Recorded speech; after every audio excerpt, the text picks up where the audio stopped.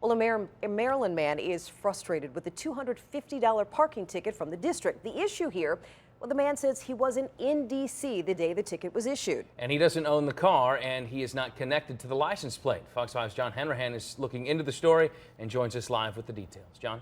Scott and Sean, the motorist who doesn't own the car that was ticketed appealed, but D.C. still wants him to pay the basic fine. A spokeswoman for the city believes it's the way the man appealed that determined the outcome. Like the motorist, we found D.C.'s instructions on how to appeal somewhat confusing. Maryland motorist Jon Rasmussen got a shocking notice in the mail, a notice of an unsatisfied parking ticket from the District of Columbia, informing him that on May 4th, his Honda sedan had been parked illegally on private property without consent on Maine Avenue Southwest. The fine, $250, and because the ticket had not been paid promptly, there was an extra penalty of $250, so he owed the city $500. Why'd you do it? I didn't. But it says here that Honda was parked on private property without consent.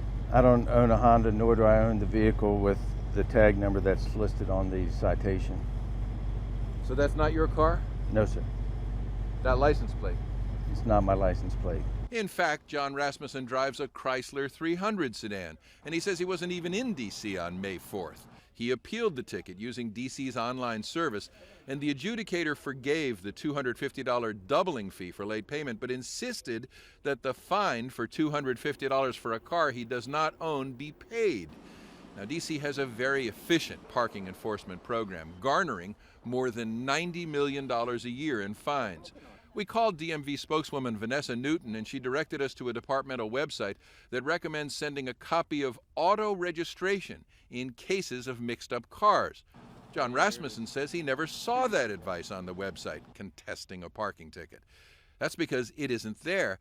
To get to the instructions of sending in an auto's registration, one has to click on the fourth paragraph to a link that brings you to Contest a Parking Ticket First Level of Review, a very similar title with slightly different instructions.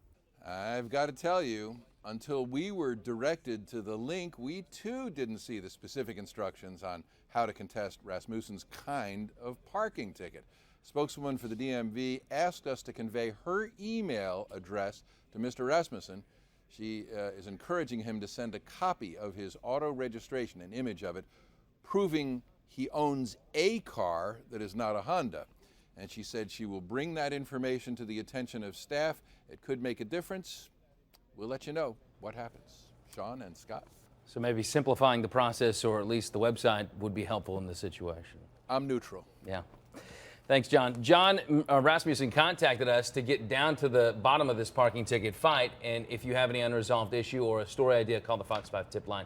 That number is 202-895-3000. You can also email us your tips to fox5tips@wttg.com, or send a message on Facebook or on Twitter.